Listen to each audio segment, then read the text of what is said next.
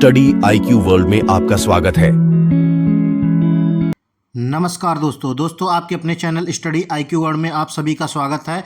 जैसा कि आप लोगों ने कई आर्टिकल में देखा होगा कि सुखोई 57 रूस का कहना है कि कई देश फिलौन में रुचि दिखा रहे हैं, क्या बेताब भारत इसका पहला ग्राहक बन सकता है। तो ये चीज़ें अभी आर्टिकल में पब्लिश हो रही हैं और बहुत ही ज़ोरों शोरों पे आपको पता है कि जो भारत की जो नीड है एक 5th जनरेशन फाइटर की, वो नीड ये कहीं ना कहीं ये फाइटर पूरा कर सकता है। और जो हमारे 5th जनरेशन के फाइटर हैं वो क्या कर रहे हैं, उनकी पोजीशन क्या है या उनका स्टेटस क्या है। और अभी हाल ही में जो जेट इंजन के लिए रसिया को एक डील साइन की गई है वो क्या है, इन सभी चीज़ों के बारे में इस वीडियो में हम लोग चर्चा करेंगे। आप लोगों से मेरा निवेदन है कि आप लोग ये वीडियो लास्ट तक देखिए, क्योंकि ये वीडियो बहुत ही इंटरेस्टिंग होने वाला है। इसमें मैं बताऊंगा कि टॉप 5 फाइटर इस पूरी दुनिया के कौन हैं और इस दुनिया में टॉप फाइटर कौन से हैं, और जो ये फाइटर है Su-57 ये कहाँ पर एग्जिस्ट करता है, किसके कंपैरेटिवली ये ये चैलेंज करता है। और जो चाइना का J-20 है, J-20 सुपर जो आप कई लोग बताते हैं कि रिपोर्ट में कि स्टेल्थ फाइटर है, तो उसके बारे में भी हम लोग जानकारी लेंगे। तो उम्मीद करता हूँ आप लोग लास्ट तक बने रहेंगे। तो ये वीडियो बहुत ही दिलचस्प होने वाला है। तो चलिए शुरू करते हैं। लेकिन शुरू करने से पहले आप लोगों से मेरा निवेदन है कि अगर आप लोग इस चैनल पर नए आए हैं तो प्लीज़ इस चैनल को सब्सक्राइब करके बेल आइकन पर क्लिक कर दीजिए, ताकि नियमित रूप से आपको आपकी वीडियो मिलती रहे। इस चैनल पर आप सभी को बहुत कुछ जानने को मिलेगा। पर आगे बढ़ने से पहले आपसे पूछूंगा एक क्वेश्चन यहाँ पर यह है कि कौन सा फाइटर जेट 5वीं पीढ़ी का है। आपको इनमें से बताना है कि कौन सा फाइटर जेट 5वीं पीढ़ी का है। आपके पास 4 ऑप्शन है। पहला ऑप्शन है F-16 फाल्कन, दूसरा ऑप्शन है MiG-29, तीसरा ऑप्शन है F-22 रैप्टर, चौथा ऑप्शन है मिराज 2000। तो सही उत्तर आप लोग को कमेंट सेक्शन में करना है। सही उत्तर मैं दूंगा वीडियो के अंत में। जैसा कि आप लोग देख पा रहे होंगे ये आर्टिकल, और इसी आर्टिकल के बारे में हम लोग विस्तार से चर्चा करेंगे। आपको मैं बता दूं, भारत की 5वीं पीढ़ी के विमान की आकांक्षाएं अभी भी दूर हैं और रूस अपने यानी कि सुखोई 57 फेलोन को बेचने के लिए खरीदार ढूंढ रहा है। ऐसे में नई दिल्ली की रूसी स्टेल्थ फाइटर में रुचि को लेकर कुछ अटकलें लगाई जा रही हैं। आर्मी 2024 फोरम में बोलते हुए रूस के federal service for military technical cooperation के निदेशक दिमित्री सुगाएव ने सरकारी समाचार एजेंसी टास को बताया कि रूस को Sukhoi 57 multi role fighter jet खरीदने के लिए विदेशी देशों से अनुरोध मिल रहे हैं। जैसा कि आप लोग देख पा रहे हो ये सुखोई 57 है, जिसे 4.5 जनरेशन का ये फाइटर जेट बताया जाता है। और ये स्टेल्थ और रडार जो नई टेक्नोलॉजी है उससे कहीं ना कहीं ये लैस है, और ये दुनिया के टॉप 10 में अपनी नाम दर्ज कराता है ये फाइटर। तो आगे देखेंगे हम लोग और ये चीज़ें समझने की कोशिश करेंगे कि टॉप 5 में वो फाइटर जेट कौन से आते हैं और किस देश के आते हैं, क्योंकि आगे जब हम लोग ये रिपोर्ट पढ़ेंगे तो उसमें कहीं ना कहीं जेट्स के बारे में जो हमारी जानकारी है उसको समझने में सरलता होगी।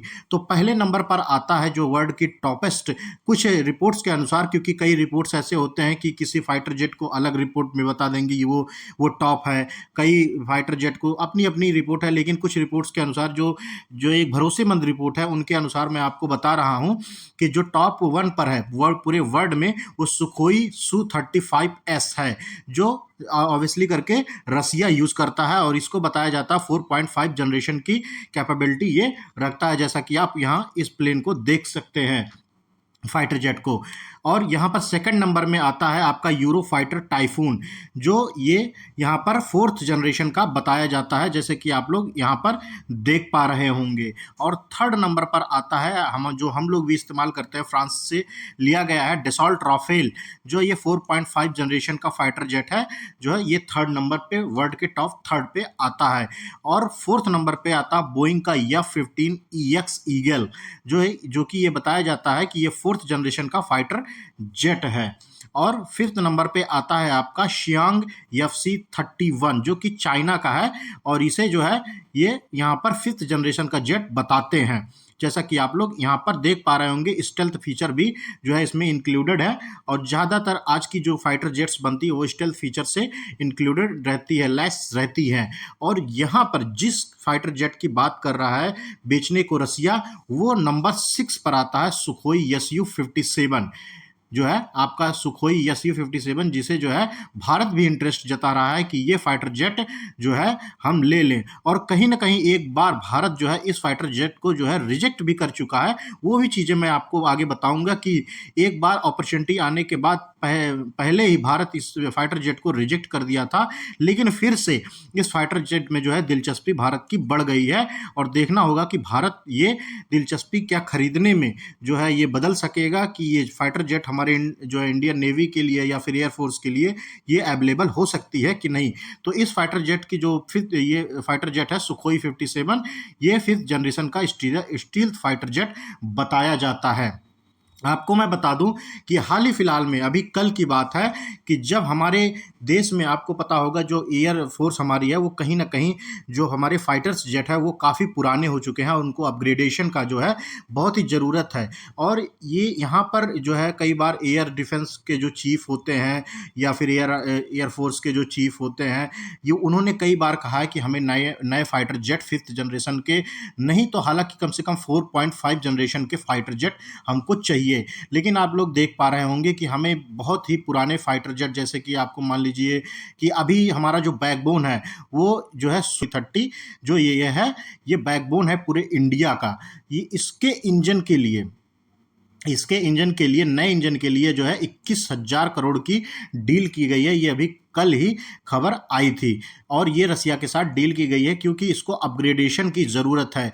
और अभी आप ये सोच सकते हैं जो हमारे फाइटर जेट्स जो चल रहे हैं उनको अपग्रेड कर करके ही हम चला रहे हैं। हालांकि हमको नए फाइटर जेट्स की बहुत ही आवश्यकता है, लेकिन कहीं ना कहीं सरकार या फिर किसी चीज़ को लेके कमियां हम लोग जो है हमारे अंदर आ रही हैं और उसको लेट पे लेट होता जा रहा है। तो इन सब चीज़ों को देखते हुए कि अगर मान लीजिए हमारे पास नए फाइटर जेट नहीं आते तो कम से कम हम अपने पुराने फाइटर जेट को अपग्रेड ही कर दे। तो इसके लिए जो है रसिया से 21,000 करोड़ का डील हुआ है सुखोई 30 के MKI इंजन के लिए। आपको आगे मैं बता दूं कि रूस के Su-57 फाइटर्स को बढ़ावा देने की कोशिश लंबे समय से की है। हालांकि कुछ ही इकाइयां बनाई गई हैं। इसकी जो Su-57 फाइटर है इसकी कुछ ही जो है इकाइयां बनाई गई हैं और यूक्रेन संघर्ष के कारण डिलीवरी में देरी हुई, जिससे संभावित खरीदारों के बीच विश्वास बढ़ाने में जो है कठिनाई हुई और रूस ने ऑनगोइंग युद्ध में इस विमान को तैनात किया है। हालांकि केवल वायु रक्षा गश्ती और अपने हवाई क्षेत्र से स्टैंड ऑफ हमलों के लिए ये तैनात है। आप लोगों को पता होगा जब से रूस और यूक्रेन का वॉर चालू हुआ है तब से वहाँ पर जो है आपको पता होगा S-400 की डिलीवरी में भी हमें कुछ लेट आया था। तो इस वजह से कई देश हैं जिससे रूस से जो है वेपन्स या फिर फाइटर जेट या फिर एमुनेशन किसी भी तरह का जो खरीदार होता है जो है डिफेंस के मामले में, वो कहीं ना कहीं देश जो दूसरे देश है वो जान रहे हैं कि रसिया जो है इस समय एक युद्ध में जो है फंसा हुआ है और इसकी जो डिलीवरी है वो कहीं ना कहीं लेट हो सकता है। तो इन सब चीज़ों को देखते हुए रसिया से जो इंटरेस्ट भी जता रहे हैं खरीदने को, वो इन सब चीज़ों को लेके थोड़ा सा मतलब संशय उनके अंदर है कि क्या पता हमें सही टाइम पे मिलना होगा वो सही टाइम पे हमें वो चीज़ें ना मिल पाएँ। आपको मैं बता दूं, आप लोग कई लोग सोचते होंगे कि जो हमारे फिफ्थ जनरेशन के प्रोग्राम है, जो हमारे फिफ्थ जनरेशन के फाइटर हैं, वो अभी तक हमारी जो नेवी हुआ या फिर एयरफोर्स हुआ वो उन्हें सर्विस क्यों नहीं दे पा रहे हैं। हम लोग भी तो प्रोजेक्ट चला रहे थे फिफ्थ जनरेशन के। तो आपको मैं बता दूं, हाँ बिल्कुल हमारा LCA MK2 MMRCA और AMCA की जो ये है वो अभी चल रही है, लेकिन इनके बीच जो है देरी हो रही है और भारतीय वायुसेना ने अपने MiG-20 फाइटर बेड़े को बढ़ाने और अपग्रेड करने की योजना बना रहे हैं। जबकि आप लोगों को मैं बता दूं कि ये जो चीज़ें 3 प्रोग्राम हमारे चलाए जा रहे हैं LCA MK2 और MMRC और AMC, इन सब चीज़ों को लेके कई अभी दशक जो है हम लोग लेट चल रहे हैं। क्योंकि आपको पता होगा कि AMCA जो है 5th जनरेशन का प्रोग्राम इसमें चल रहा है और हम माना जाता है कि ये जाके जो है 2035 से पहले तो पूरा नहीं होना है, 2035 के बाद ही ये सर्विस देने का अभी प्लान है। आगे क्या होगा कैसे होगा ये चीज़ें आगे जब आएगी तब मैं आपको बताऊंगा। आपको मैं बता दूं कि LCA जो MK2 है वो आपको लाइट कॉम्बैक्ट एयरक्राफ्ट है जो 4.5 जनरेशन है। ये अभी जो है मिराज 22 को जो है मिराज 2000 को रिप्लेस करेगा।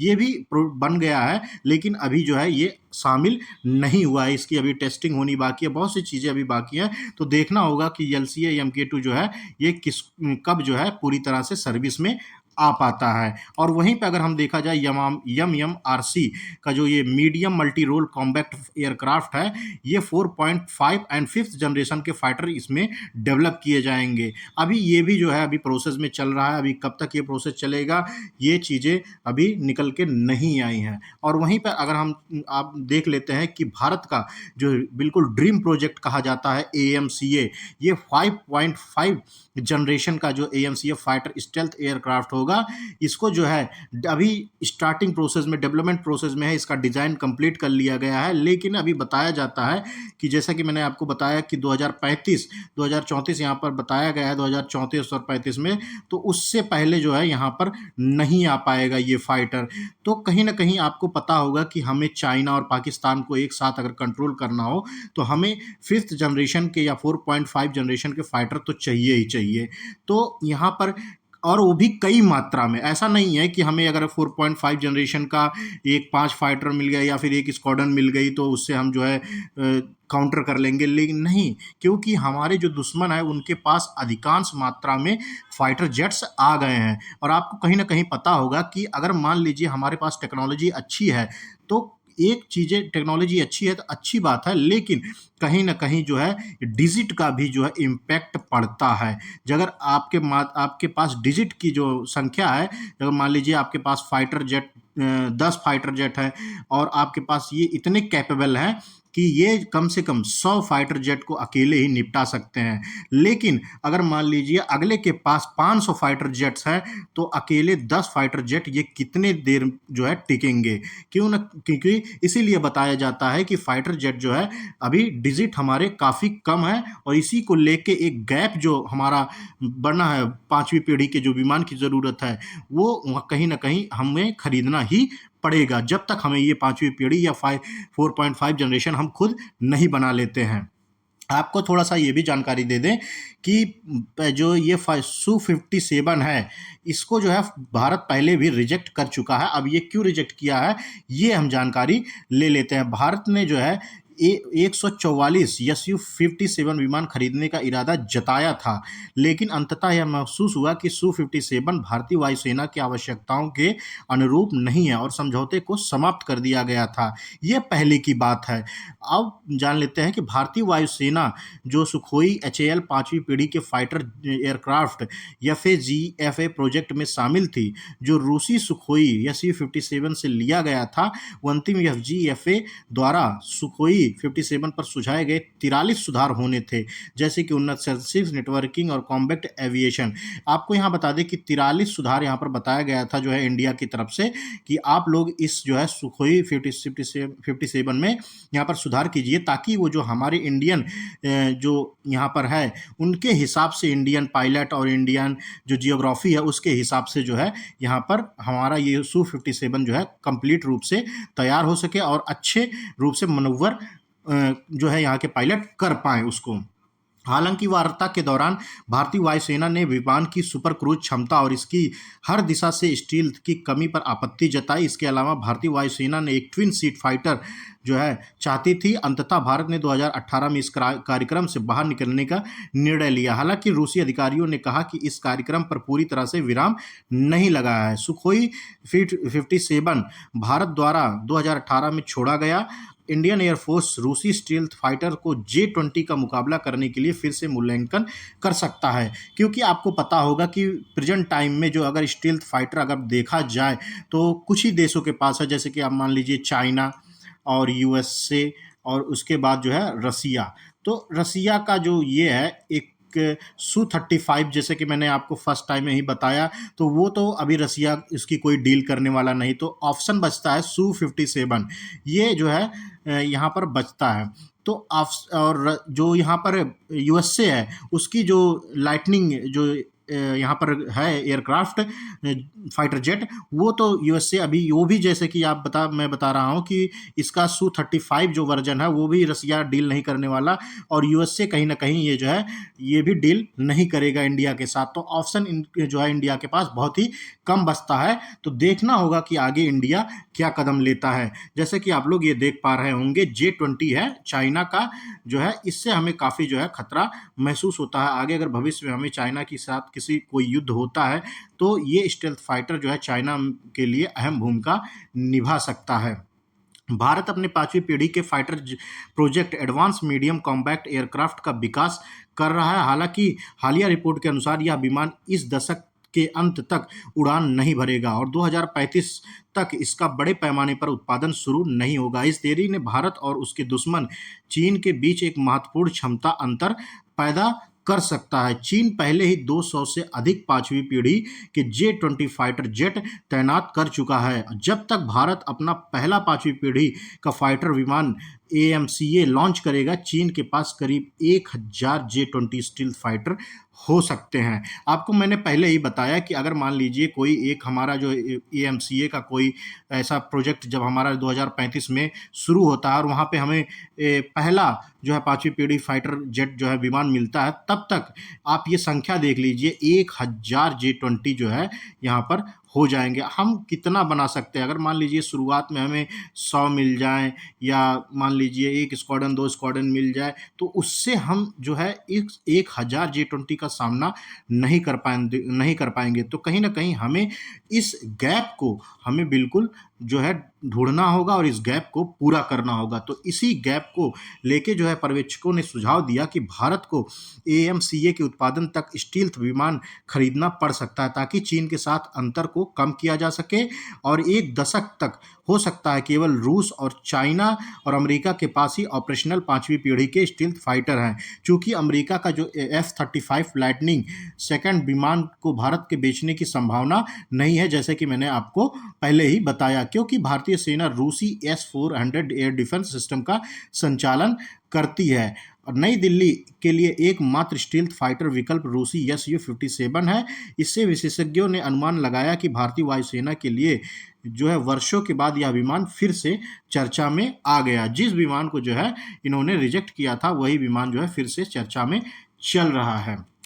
और ये चीज़ें जो है क्या जिस कारण जो है Su-57 को रिजेक्ट किया गया था, तो क्या फिर वो चीज़ें से कॉम्प्रोमाइज़ करेगा इंडिया, या फिर वो चीज़ें जो है रसिया इंडिया के लिए फिर से सही करेगा? तो ये चीज़ें मैं आपको आगे बता देता हूँ। जब प्रधानमंत्री नरेंद्र मोदी ने इस वर्ष की शुरुआत में रूस का दौरा किया और अपने समकक्ष व्लादिमीर पुतिन से मिले, तो कई विशेषज्ञों ने संकेत दिया कि मोदी पुतिन शिखर सम्मेलन के एजेंडे में दोनों सेनाओं के बीच सहयोग को बढ़ाने के लिए एक लॉजिस्टिक जो है सप्लाई समझौता 5वीं पीढ़ी के फाइटर विमान के संयुक्त विकास पर चर्चा को फिर से शुरू करना है और परमाणु ऊर्जा पर सहयोग शामिल था। भारत के एक अधिकारी ने कहा कि भारत के लिए F-35 बढ़ते चीनी J-20 संख्या का मुकाबला करने के लिए इंडियन एयरफोर्स के लिए अमेरिकी स्टेल्थ फाइटर का एक अच्छा अंतरिम निवेश हो सकते हैं। रूस ने न केवल Su-57 में सुधार किया, बल्कि इसने सीरिया और यूक्रेन में स्टील्थ फाइटर का ऑपरेशनल परीक्षण भी किया। इसके अलावा रूस ने विमान के आंतरिक हथियार बेस में स्थापित करने के लिए विभिन्न प्रकार के अपार्टमेंट सिस्टम जो है विकसित किए। ये गुण जो है Su-57 को भारतीय वायुसेना के लिए आकर्षक विकल्प बनाते हैं। विशेष रूप से इसके प्रतिद्वंदियों के साथ बढ़ते अंतर को देखते हुए चीनी पीपुल्स लिबरेशन आर्मी एयरफोर्स के J-20 फाइटर्स की बढ़ती संख्या को देखते हुए भारतीय वायुसेना को खतरे में डालते हैं। भारत को इस स्टील्थ फाइटर में नई रुचि दिखाने की संभावना हो सकती है। जैसा कि मैंने आपको बताया कि जो पहले Su-57 था, जिसे जो है भारत ने रिजेक्ट कर दिया था, अब उसमें क्या हुआ है कि अब उसमें रूस ने बहुत से सुधार किए हैं, और सुधार ही नहीं किया है, इसको जो है सीरिया में यूक्रेन में स्टील्थ फाइटर का ऑपरेशनल परीक्षण भी किया, और उसने जो है बिल्कुल सीरिया में कई जगह ऑपरेशन परीक्षण करके इसको साबित कर दिया कि ये जो इंडियन एयरफोर्स है उनके हिसाब से अब ये इसमें सुधार कर दिए गए हैं। अब देखना होगा कि जो है ये Su-57 जो है भारत सरकार यहाँ पर इसको परचेज करने का मन बनाती है कि नहीं बनाती है, या फिर इसकी जगह पे कोई और फाइटर जेट जो है खरीदने का मन बनाती है कि नहीं बनाती है, ये आगे रिपोर्ट में जैसा होगा मैं आप सभी को बताऊंगा। आप लोगों का मन क्या है कि हमारे जो स्टील्थ फाइटर को लेके प्रोजेक्ट हैं और जो हमारी आर्मी के लिए फाइटर जेट्स की जो कमियां हैं उन सभी चीज़ों के लिए आप अपने कमेंट जो है आप अपनी राय कमेंट सेक्शन में ज़रूर कीजिएगा और हमें जो है बताइएगा कि ये चीज़ के लिए क्या आप जो है इनसे जो है आप लोग एग्री करते हैं कि नहीं, ये यस U-57 आपके लिए एग्री करता है कि नहीं, और आपका सुझाव क्या होगा इस पर आप लोग कमेंट सेक्शन में जरूर कीजिएगा। तो इसी नोट के साथ अब चलते हैं अपने क्वेश्चन की तरफ। हमारा क्वेश्चन ये था कि कौन सा फाइटर जेट 5वीं पीढ़ी का है, तो इसका राइट आंसर हो जाएगा option number 3 F-22 Raptor. F-22 Raptor जो है 5वीं पीढ़ी का फाइटर जेट है, तो राइट आंसर हो जाएगा ऑप्शन नंबर 3 और F-22 रैप्टर। तो इसी नोट के साथ इस वीडियो का अंत करते हैं और आप सभी से मेरा निवेदन है कि मेरे स्टडी IQ वर्ड चैनल को सब्सक्राइब करें, लाइक करें और अपने दोस्तों के साथ शेयर कीजिए। तब तक के लिए आप सभी को मेरा नमस्कार। जय हिंद, जय भारत।